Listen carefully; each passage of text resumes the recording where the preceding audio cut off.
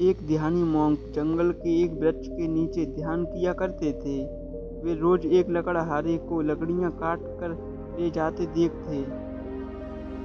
एक दिन उन्होंने उस लकड़हारे को रोककर कहा, सुन भाई, दिन भर लकड़ी काटता है, दो समय रोटी भी जुटा नहीं पाता। तू जरा आगे क्यों नहीं जाता? वहाँ आगे चंदन के वृक्षों का जंगल है। एक दिन काट लेगा तो 7 दिन के लिए खाने की व्यवस्था हो जाएगी। गरीब लकड़हारे को विश्वास नहीं हुआ। वह तो सोचता था कि जितना जंगल को मैं जानता हूँ, कौन जान सकता है। जंगल में ही लकड़ियाँ काटते काटते ही उसकी जिंदगी बीती है। बैठा रहता है इस वृक्ष के नीचे। इसको क्या खाक पता होगा जंगल में आगे क्या है। मानने का मन तो न हुआ, लेकिन फिर सोचा कि नुकसान ही क्या है, कौन जाने ठीक ही कहता हो। फिर झूठ कहेगा भी क्यों। शांत आदमी मालूम पड़ता है, मस्त आदमी मालूम पड़ता है। कभी बोला भी नहीं, इसके पहले एक बार प्रयोग करने में क्या जाता है। साधु की बातों पर विश्वास करके वह आगे गया। जब वहां से लौटा तो साधु के चरणों में सिर रख दिया और बोला, मुझे क्षमा करना, मेरे मन में बहुत संदेह आया था, क्योंकि मैं सोचता था कि मुझसे ज्यादा इस जंगल के बारे में कौन जानता है। मेरा बाप भी लकड़हारा था, उनका बाप भी लकड़हारा था। हम हमेशा यहाँ से ही लकड़ियाँ काट कर ले जाते थे। हमने कभी नहीं सोचा था कि इससे आगे शायद कोई इससे भी अच्छा हो सकता है। मैं कैसा अभागा हूँ, शायद मुझे पहले ही पता लग जाता। आधी जिंदगी गरीबी में ना गुजारनी पड़ती। साधु ने कहा, फिक्र ना करो, जब पता चले तभी जल्दी है, जब जागो तभी सवेरा है। अब जाओ और जाकर चंदन की लकड़ियाँ काटो। अब उस लकड़हारे के दिन बड़े मजे से गुजरने लगे। अब वह एक दिन लकड़ियाँ काट ले तो 7-8 दिन जंगल आने की जरूरत ही नहीं पड़ती। बाजार में उनकी इतनी कीमत मिल जाती। ऐसे दिन गुजरने लगे। लकड़हारा हफ्ते में एक दिन आता, चंदन की लकड़ियाँ काटता और जाकर उन्हें बाजार में बेच देता। एक दिन वह लकड़हारा लकड़ियाँ काटने जा रहा था तो उस साधु ने उसको रोक कर कहा, तुम जब से चंदन की लकड़ियाँ ही काट रहे हो, आगे नहीं गए? तुम्हारे मन में कभी यह सवाल ही नहीं उठा कि इस चंदन के आगे भी कुछ हो सकता है? मुझे समझ ही नहीं आया, यह तो मेरे मन में ही नहीं आया कि चंदन के आगे भी कुछ हो सकता है। साधु ने कहा, आगे जाओ, वहाँ एक चांदी की खदान है। लकड़ियाँ बकड़ियाँ काटना छोड़ो, एक दिन ले जाओगे तो 4 महीनों के लिए हो जाएगा। अब वह साधु पर भरोसा करने लगा था। बिना कुछ सोचे वह भागा और वहां जाकर देखा तो सचमुच वहां चांदी की खदान थी। वह खुशी से उछलने लगा। अब वह 4-5 महीनों बाद आता, चांदी लेता और 4-5 महीनों आराम से रहता। ऐसे ही कुछ साल गुजर गए। ऐसे ही जब वे चांदी लेने जंगल जा रहा था तो वह साधु उसे उसी पेड़ के नीचे बैठा मिला। उस साधु ने उस लकड़हारे से कहा, अभी भी तुम चांदी ही ला रहे हो? थोड़ा और आगे जाओ, वहाँ सोने की खदान है।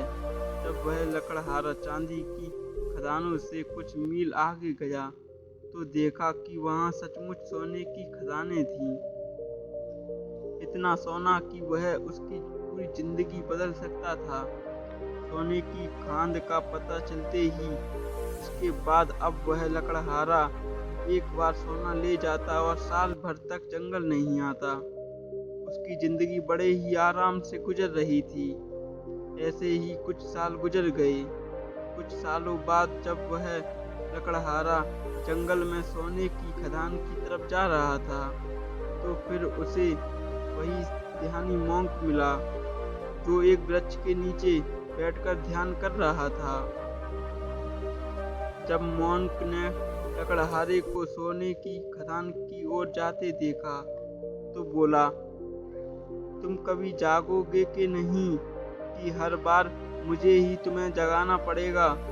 तुझे खुद अपनी तरफ से सवाल नहीं उठते?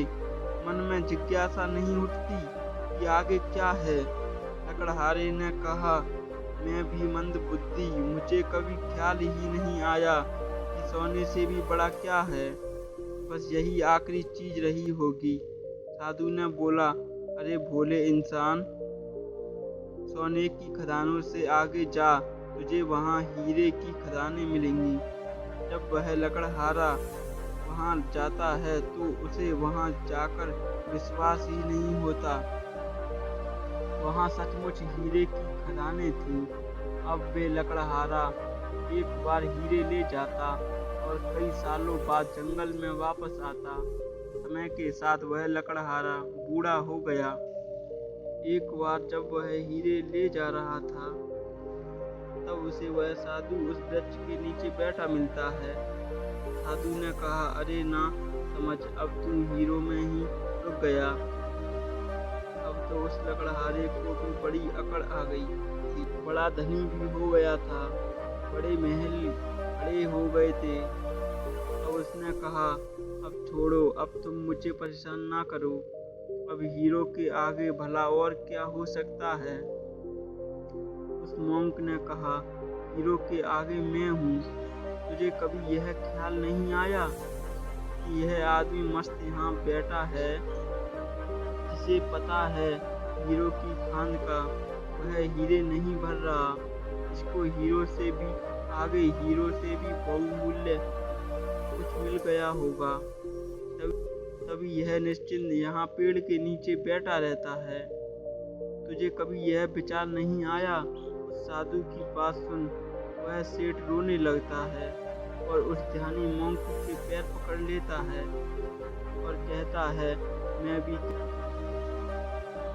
कैसा मूर्ख हूँ कि यह देखा ही नहीं कि यह सभी सोने चांदी हीरे जवाहरात छोड़ दिए। उसके पास जरूर इन हीरो जवाहरात से भी बड़ा धन होगा।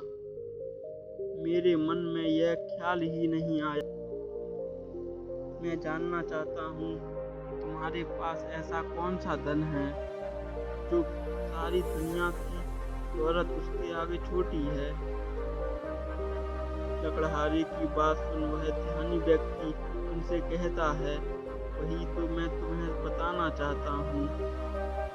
उस धन का नाम है ध्यान। लकड़हारे ने कहा, लेकिन मुझे तो ध्यान करना ही नहीं आता। साधु ने कहा, ध्यान करना बहुत सरल है। बाहर का धन तो बहुत इकट्ठा कर लिया, अब अंदर की ओर मुड़ जाओ, ध्यान से बैठो और देखो कि तुम्हारे भीतर क्या चल रहा है। अगर कोई अनुभव हो तो उसे पकड़े मत रहो, बस देखो। हो सकता है तुम्हें परमात्मा मिले, लेकिन तुम्हें उन्हें भी नहीं पकड़ना। तब तक देखते रहो जब तक सभी अनुभव, सभी विचार समाप्त न हो जाएं। पर ध्यान रहे, जबरदस्ती किसी भी अनुभव या विचार को खत्म करने का प्रयास कभी मत करना। जब कोई अनुभव ना रहेगा, कोई विचार ना रहेगा, तब तुम निर्विकल्प समाधि में रहोगे। तब ना दृष्ट बचेगा, ना ही दृष्टा, केवल शून्य होगा। और शून्य में ही जलता है बोध का दिया, आत्मज्ञान का दिया। ध्यान करने के लिए एक चीज जो सबसे महत्वपूर्ण है, वो है धैर्य। आपके भीतर इतना धैर्य होना चाहिए कि घटना आज घटे या कई वर्षों बाद, आप ध्यान करने के लिए हमेशा तैयार रहे।